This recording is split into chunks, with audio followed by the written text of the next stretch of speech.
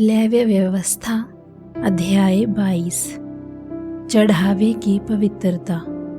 फिर यहोवा ने मूसा से कहा, हारून और उसके पुत्रों से कह, इज़राइलियों की पवित्र की हुई वस्तुओं से जिनको वे मेरे लिए पवित्र करते हैं अलग रहें और मेरे पवित्र नाम को अपवित्र ना करें। मैं यहोवा हूँ।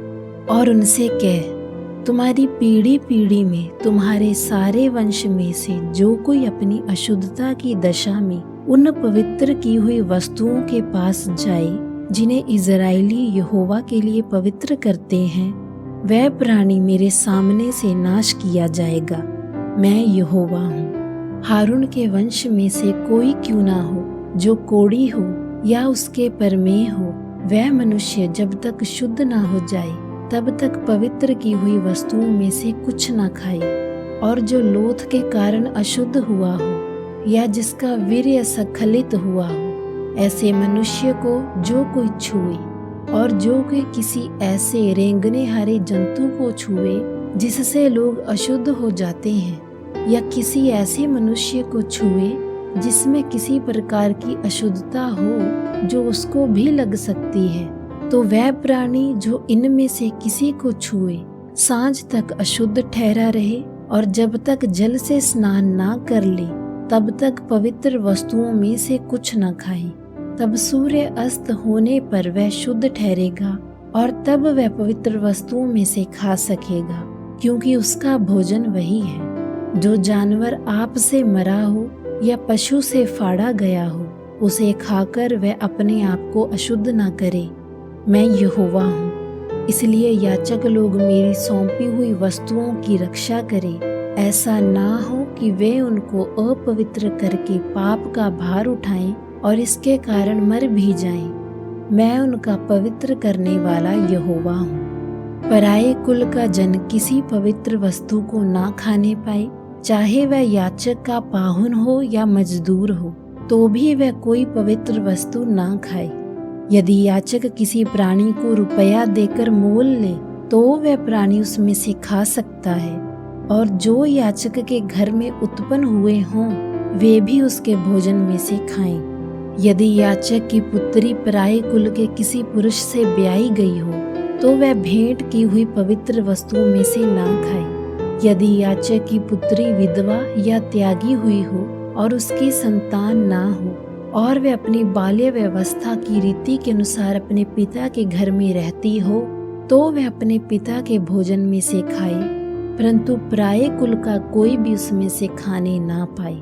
और यदि कोई मनुष्य किसी पवित्र वस्तु में से कुछ भूल से खा जाए तो वह उसका 5वां भाग बढ़ाकर उसे याचक को भर दे। और वे इज़राइलियों की पवित्र की हुई वस्तुओं को जिन्हें वे यहोवा के लिए चढ़ाएं अपवित्र ना करें। वह उनको अपनी पवित्र वस्तुओं में से खिलाकर उनसे अपराध का दोष ना उठवाएं।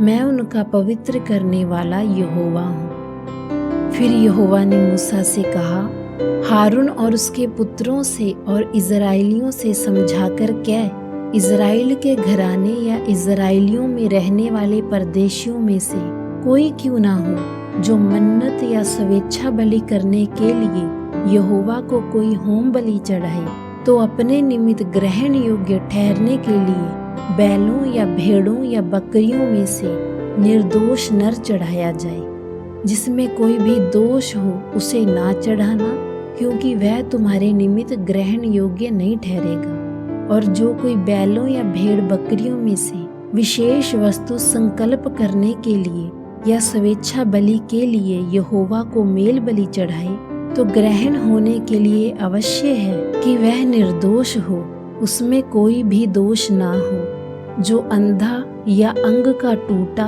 या लूला हो, या उसमें रसौली या खौरा या खुजली हो, ऐसों को यहोवा के लिए ना चढ़ाना। उनको वेदी पर यहोवा के लिए हव्य ना चढ़ाना।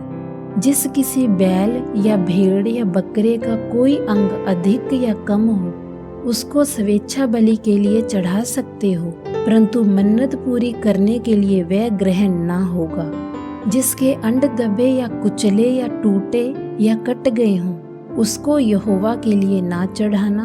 और अपने देश में भी ऐसा काम ना करना। फिर इनमें से किसी को तुम अपने परमेश्वर यहोवा का भोजन जानकर किसी परदेशी से लेकर ना चढ़ाओ, क्योंकि उनमें उनका बिगाड़ वर्तमान है, उनमें दोष है, इसलिए वह तुम्हारे निमित्त ग्रहण नहीं होंगे। फिर यहोवा ने मूसा से कहा, जब बछड़ा या भेड़ या बकरी का बच्चा उत्पन्न हो तो वह 7 दिन तक अपनी माँ के साथ रहे, फिर 8वें दिन से आगे को वह यहोवा के हव्य के लिए ग्रहण योग्य ठहरेगा। चाहे गाय, चाहे भेड़ी या बकरी हो, उसको और उसके बच्चे को एक ही दिन में बलि ना करना। और जब तुम यहोवा के लिए धन्यवाद का मेल बलि चढ़ाओ तो उसे इसी प्रकार से करना जिससे वह ग्रहण योग्य ठहरे। वह उसी दिन खाया जाए, उसमें से कुछ भी बिहान तक रहने ना पाए। मैं यहोवा हूँ। और तुम मेरी आज्ञाओं को मानना और उनका पालन करना। मैं यहोवा हूँ। और मेरे पवित्र नाम को अपवित्र ना ठहराना, क्योंकि मैं इस्राएलियों के बीच अवश्य ही पवित्र माना जाऊंगा। मैं तुम्हारा पवित्र करने वाला यहोवा हूँ, जो तुमको मिस्र देश से निकाल लाया हूँ, जिससे तुम्हारा परमेश्वर बना रहूं। मैं यहोवा हूँ।